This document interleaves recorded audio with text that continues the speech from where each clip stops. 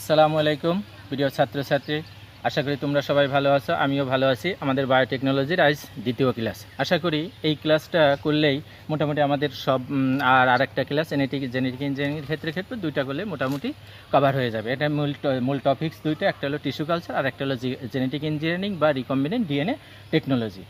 তা tissue culture, আমরা প্রথমে আসি টিস্যু কালচার কি। টিস্যু মানে তো বোঝো অনেকগুলো কোষের সমষ্টি টিস্যু, এটা তো কারো কোনো সন্দেহ নাই, অনেকগুলো কোষের সমষ্টি টিস্যু। আর আগে বলছিলাম টিস্যু ইসের মধ্যে পাঁচটা সংজ্ঞার মধ্যে পাঁচটা জিনিস থাকতে হবে। এটা যদি বলতে পারো প্রশ্ন থাকবে, তাহলে তাদেরকে এই ল্যাংরাম দেখাইছি ছবিতে, ল্যাংরাম খাওয়ার দাওয়াত থাকলো। টিস্যুর সংজ্ঞার মধ্যে পাঁচটা জিনিস থাকতে হবে, তোমাদের অনেককেই বলেছি যারা বলতে পারবে।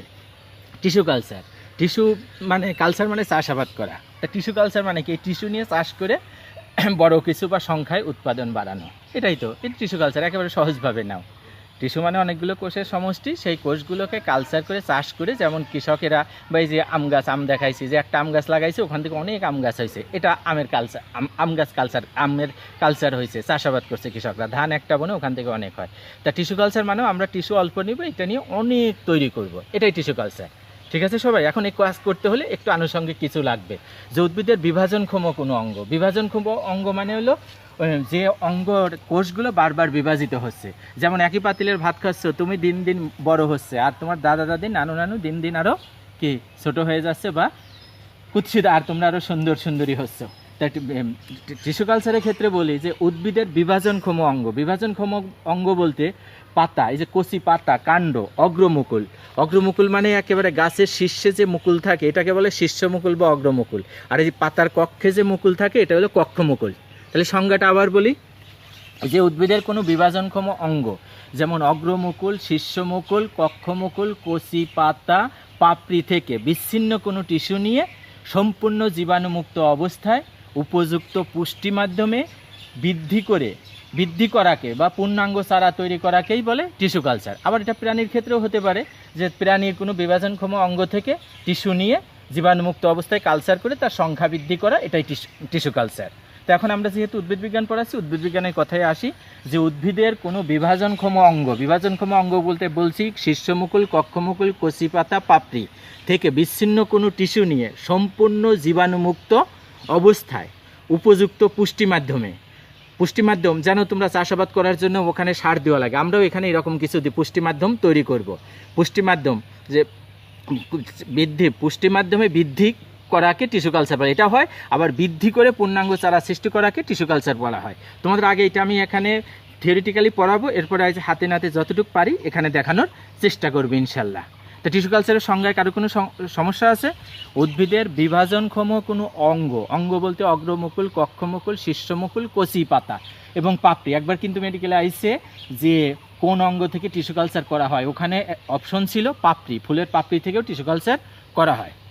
বিভাজনক্ষম কোনো অঙ্গ থেকে টিস্যু নিয়ে সম্পূর্ণ জীবাণুমুক্ত অবস্থায়, জীবাণুমুক্ত হতে হবে পুষ্টি মাধ্যম মানে এই যে আমাদের ম্যাক্রোমৌল, মাইক্রোমৌল, যে মানুষের বৃদ্ধির জন্য তোমরা জানো এটা MG ক্যাপি ফর নাইফ চপ আর FNMN ZN for mobile heart. ওই যে বলছিলাম 17টা উপাদান যেগুলো আছে উদ্ভিদের এরকম বৃদ্ধির জন্য লাগে, ওইটা দিয়ে আমরা পুষ্টি মাধ্যম বানাবো, সেখানে চাষ করব। ঠিক আছে? সবার কেন সন্দেহ হচ্ছে? তার আগে একটু বলি, এই প্রশ্নটার উত্তর দিতে পারলে আজকে ল্যাংরামের ছবি দেখাইছি, ওইটা খাবার দাওয়াত। এই যে তোমরা বলছো টোটিপোটেন্সি কি, এইটা প্রশ্ন থাকলো তোমাদের কাছে। আমার এক ছাত্রী তোমাদের এবারকার আইডিয়াল কলেজের পরীক্ষা দিবে, সম্ভবত ঐশী, এটা এই সেকশনের ঐশী বলতে পারছিল টোটিপোটেন্সি কি। তোমরা সেকেন্ড পার্টে পড়ছো, যদি বলতে পারো তাহলে এই ল্যাংরাম খাওয়ার দাওয়াত থাকলো। আমি না পারলে আগামী ক্লাসে বলবো। আর গটলিব হাবারল্যান্ডকে টিস্যু কালচারের জনক বলা হয়। আর এটা তোমাদের টোটিপোটেন্সি কি, এটা তোমাদের জীববিজ্ঞান দ্বিতীয় পত্রে আছে, ওখান থেকে বলবা। আর গটলিব হাবারল্যান্ডকে টিস্যু কালচারের জনক বলা হয়। তো এখন দেখো আমরা আসতেছি যে টিস্যু কালচার পদ্ধতির ধাপসমূহ বা টিস্যু কালচার প্রযুক্তির ধাপসমূহ। প্রথম ধাপ হচ্ছে যে আমাদের একটা হলো সুস্থ সবল এবং নিরোগ একটা উদ্ভিদ নির্বাচন করতে হবে। যে আমরা এখানে দেখো এই উদ্ভিদটা নির্বাচন করেছি, এটা টবে আছে বা এমনিও হতে পারে, আমরা এখানে একটু পরে দেখাবো তোমাদের, যে একটা সুস্থ সবল গাছ হতে হবে। সেটা কি আমরা এক্সপ্ল্যান্ট বা মাতৃ উদ্ভিদ বলবো, এক্সপ্ল্যান্ট বা মাতৃ উদ্ভিদ। এই মাতৃ উদ্ভিদটা টবে লাগানো হতে পারে, যে কোনো গাছ থেকে আমি নিতে পারি, অগ্রমুকুল, শীর্ষমুকুল। তারপরে কালচার মিডিয়াম, একটু পরে আমি দেখাবো তোমাদের যে কালচার মিডিয়াম। একটু পরে এই দেখো কালচার মিডিয়াম, এই কালচার মিডিয়ামের মধ্যে ওই যে একটু আগে বললাম MGK, ক্যাপিফর, নাইসফ, FN, MN, ZN for mobile heart, এই যে মাইক্রোমৌল আর ম্যাক্রোমৌল, এর মধ্যে ভাইটামিন, সুক্রোজ, ফাইটো হরমোন মানে উদ্ভিদের বৃদ্ধির জন্য, তবে এগার দিয়ে এই কালচার মিডিয়াম তৈরি করছি। এটাকে বেসাল মিডিয়ামও বলে, তাই MS মিডিয়ামও বলে। এই মিডিয়ামটা তৈরি করতে হবে। এখন এই মিডিয়ামটা তৈরি করার পরে তোমাদের সাথে সাথে আমরা একটা উদ্ভিদ নির্বাচন করছি। মনে করো সাপোজ এই উদ্ভিদটা, এটা ভালো আম, এটা আমরা কালচার করবো। এই উদ্ভিদটা নির্বাচন করলাম, এটা সুস্থ সবল, আমরা এটাকে নিলাম। তারপরে আমাদের দ্বিতীয় কাজ হচ্ছে কি, এই কালচার মিডিয়াম তৈরি করা। দেখছো এখানে এই মাইক্রোমৌল, ম্যাক্রোমৌল 17টা বা 16টা যে উপাদানগুলো আছে, তারপরে ফাইটো হরমোন উদ্ভিদের বৃদ্ধির জন্য যা লাগবে এটা দিছি, এগার দিছি একটু করার জন্য এই মিডিয়ামটা তৈরি করলাম। এখন এই মিডিয়াম যেখানে খাবার দাবার আছে, তোমরা জানো খাবার থাকলে জীবাণু যায়, এই জন্য তোমরা ফ্রিজে এটাকে সংরক্ষণ করে। তোমরা জানো অনেক উচ্চ তাপমাত্রায় বা নিম্ন তাপমাত্রায় জীবাণুগুলো বা যে ক্ষতিকারীগুলো আছে এগুলো ইনঅ্যাক্টিভ থাকে। এই যে তোমরাও কিছুদিন আগে গুজব বেরিয়েছিল যে বেশি উচ্চ তাপমাত্রা হলে করোনা ভাইরাস হয়ে যাবে। আসলে অনেক ক্ষেত্রে আরও বেশি তাপমাত্রা হলে এগুলো আক্রমণ করতে পারে না। তো এখন এই মিডিয়ামটা জীবাণুমুক্ত করতে হবে। এখন এই জীবাণুমুক্ত করার জন্যে আমরা, তোমরা জানো যে খাবার দাবার ওভেনে গরম করে, ওই রকম একটা জিনিস আমাদের আছে, অটোক্লেভ যন্ত্র। এই অটোক্লেভ এইরকম একটা, এটাকে আমরা এই কালচার মিডিয়াম নিয়েছি। এখন এটা তুলা দিয়ে বন্ধ করলাম। বন্ধ করার পরে এই অটোক্লেভ এইরকম একটা যন্ত্র, অটোক্লেভ যন্ত্রের মধ্যে আমরা এটা রেখে দেবো। দেখো এটা রেখে দিলাম, এটা অটোক্লেভ যন্ত্র। এইটা এখন এইরকম ঢাকনি দিয়ে লাগাই দিলাম। অটোক্লেভের মধ্যে এখন কি করতে হবে, এই জীবাণুমুক্ত করার জন্য অটোক্লেভের তাপমাত্রা থাকবে 121 ডিগ্রি সেন্টিগ্রেড। 121 ডিগ্রি সেন্টিগ্রেড তাপমাত্রা থাকবে। 15 পাউন্ড IB, 15 পাউন্ড চাপে 20 মিনিট রেখে দিলে এটা জীবাণুমুক্ত হয়ে গেল। ঠিক আছে সবাই, 3 নম্বর ধাপ হয়ে গেল। একটা হলো এক্সপ্ল্যান্ট বা মাতৃ উদ্ভিদ নির্বাচন। দ্বিতীয় ধাপ আমরা করছি যে কালচার মিডিয়াম তৈরি করছি। 3 নম্বর ধাপ জীবাণু, আমি এগুলো হালকা একটু লিখছি, তোমরা এগুলো লিখো।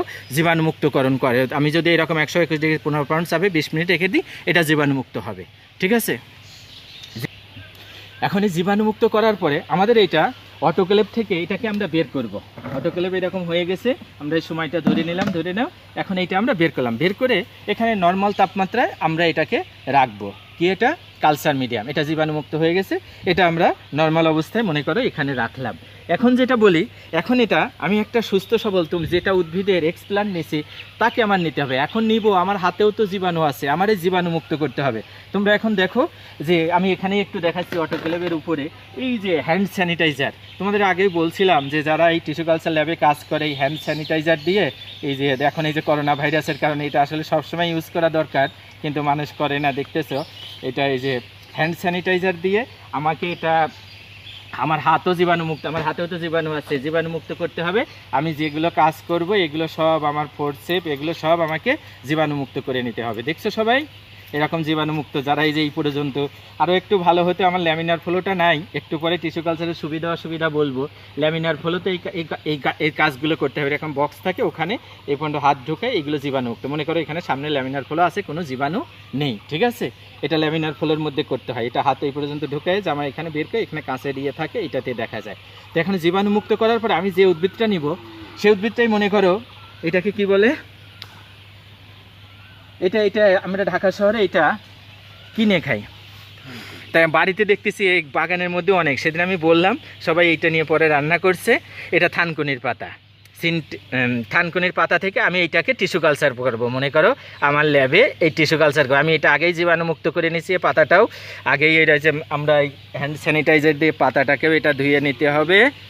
দেখতেছো সবাই, এই হ্যান্ড স্যানিটাইজার এটাও ধুয়ে করে পরিষ্কার, এটাও জীবাণু থাকতে পারে। আমরা হ্যান্ড স্যানিটাইজার মানুষ এখন ইউজ করতেছে, এটা আরও আগে ইউজ করার কথা ছিল। আমরা এখান থেকে একটু টিস্যু নিলাম, এই একটু টিস্যু, এটাই এক্সপ্ল্যান্ট হিসাবে। বা আবার আমার পাশে লিচু গাছ ছিল, লিচু গাছ থেকে যদি তোমরা বলো ওখান থেকেও আমি একটু নিতে পারি। ঠিক আছে, দেখো এটা আমি নিলাম। এটা ফোর্সেপ দিয়ে এখন ধরে আমি আমার এটা লেগেছে এখান থেকে, একটু বেশিই দেখাই তোমরা যাতে দেখতে পারো। এই ফোর্সেপ দিয়ে আমার ফোর্সেপও তো জীবাণুমুক্ত করা, আমি এখন এই কালচার মিডিয়ামে এরকম সুন্দরভাবে স্থাপন করলাম। দেখছো সবাই, যদি আমার কর্নারে চলে গেছে, ফোর্সেপটা ছোট। এইবার দেখো এটা আমার এই কাজ শেষ, এতটুকু পর্যন্ত দেখো। এখন আমাদের কাজ হচ্ছে কালচার মিডিয়ামের মিডিয়ামের টিস্যু বা এক্সপ্ল্যান্ট আমি স্থাপন করলাম। এই দেখো এখানে লেখা আছে হাত, চিমটা, কাঁচি, ছুরি, অ্যালকোহল বা স্যানিটাইজার দিয়ে করে নিতে হবে এবং ল্যামিনার ফ্লোতে এই কাজটুকু করতে হবে। আমাদের এখানে নাই, ল্যামিনার ফ্লো থাকলে দেখাতে পারতাম। তারপরে এখন দেখো এইটাকে আমি এখন দেখবো টিস্যু কালচার যে ল্যাবগুলো হয় সব এসি করা। এসির তাপমাত্রা সাধারণত 17 থেকে 20 ডিগ্রি সেন্টিগ্রেড তাপমাত্রায় আমি এই মিডিয়াম আর এই এক্সপ্ল্যান্ট সহ রেখে দেবো 3000 থেকে 5000 লাক্স আলোতে 17 থেকে 20 ডিগ্রি সেন্টিগ্রেড তাপমাত্রায় আর 70 থেকে 75% আর্দ্রতায় রেখে দিতে হবে। আমার এক ছাত্রীদের জিজ্ঞাসা করলাম যে লাক্স কি, তা অনেক ছাত্রী বলছে স্যার এটা সাবান। তো তোমরা বলো লাক্স কি? এই যে 3000 থেকে 5000 লাক্সে রাখতে হবে 17 থেকে 20 ডিগ্রি সেন্টিগ্রেড তাপমাত্রায়। এটা রেখে দিলে পরে 17 থেকে 20 ডিগ্রি সেন্টিগ্রেড তাপমাত্রায় রেখে দিলে এটা তোমার এই টিস্যুগুলো বারবার বিভাজিত, এর মধ্যে উদ্ভিদের বৃদ্ধির জন্য যা দরকার সব কিছু তো আছেই। আমরা যখন ঢাকা ইউনিভার্সিটিতে পড়ি তখন আমাদের হাইড্রোফোনিক্স একটা ছিল যে শুধু বালির মধ্যে গাছ জন্মাতে হবে, ওর মধ্যে আমরা এই উপাদানগুলো দিয়ে গাছ জন্মিয়ে। তাই এখানে দেখো এই সব উপাদান উদ্ভিদের বৃদ্ধির জন্য carbon, hydrogen, oxygen, nitrogen, sulphur যা লাগে সব এখানে আছে। এখান থেকে নিয়ে তারপরে যে বৃদ্ধি হরমোন, ফাইটো হরমোন আছে, এটা সংখ্যায় বৃদ্ধি পাবে। যখন সংখ্যায় অনেক বৃদ্ধি পাবে শুধু কোষই থাকবে, তার কোনো চেহারা সুরত থাকবে না, অবয়ব বলে না, অবয়ব বা চেহারাবিহীন অবিন্যস্ত টিস্যুগুচ্ছকেই বলে ক্যালাস। কি বলে?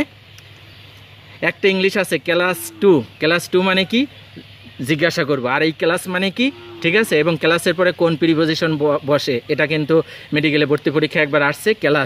ক্লাস মানে উদাসীন, আমি একটু বলেই দিলাম। তো এখানে হলো উদাসীন, এর নাই, কাণ্ডও নাই, মূলও নাই, উদাসীন। যারা এরকম উদাসীন, কাজকর্ম লেখাপড়া কিছুই করে না, ক্লাস। আমি এক জায়গায় চাকরি করতাম, ওই যে এশিয়াটিক্স হয়ে, তখন এই প্রধানমন্ত্রীর মুখ্য সচিব ছিলেন, উনি বলতেন যে এগুলো ক্লাস, অনেককেই বলতেন, আমাকে বলে নাই কোনো দিন। তা যেটা বলতেছিলাম যে ক্যালাস, যে নির্দিষ্ট বিহীন যে টিস্যুগুচ্ছ সেটা হলো ক্যালাস। এখন আমি এই ক্যালাসগুলো থেকে এখন এই ক্লাসের মধ্যে আমরা এখানে যদি আমরা ইউনিভার্সিটি যেভাবে পড়েছি আমার যতটুকু মনে পড়ে এইভাবেই, যে এরপরে আমরা আরেকটা মিডিয়ামে সাইটোকাইনিন বেশি পরিমাণে দেব, তখন এই ক্লাস থেকে উপরে কাণ্ড তৈরি হবে। কি তৈরি হবে? শুট বা কাণ্ড তৈরি হবে। আর এর পরবর্তীতে যখন কাণ্ড, এই ক্লাস থেকে কাণ্ড হয়ে গেল, একটু ভালো আর কি, লেখাপড়া করছে, এরপরে চাকরি করবে আর কি, উদাসীন না আর কি। এরপরে ওই যে বাবা মা বলে তুমি একেবারে উদাসীন, তা তোমরা আশা করি এইরকম হবে না। আমি এই জন্য এই চ্যাপ্টার তোমাদের বই নাই, আমি এইভাবে লিখে নিয়েছি যে কাণ্ড উৎপাদক মাধ্যমে স্থানান্তর ও কাণ্ড সৃষ্টি, এই জন্য সাইটোকাইনিন। তোমরা জানো ওই যে বৃদ্ধি হরমোন সাইটোকাইনিন বেশি পরিমাণে দিতে হবে, আর দুইটাই যদি সমান পরিমাণে দাও অক্সিজেন আর সাইটোকাইনিন, তখন এটা ক্যালাস হবে।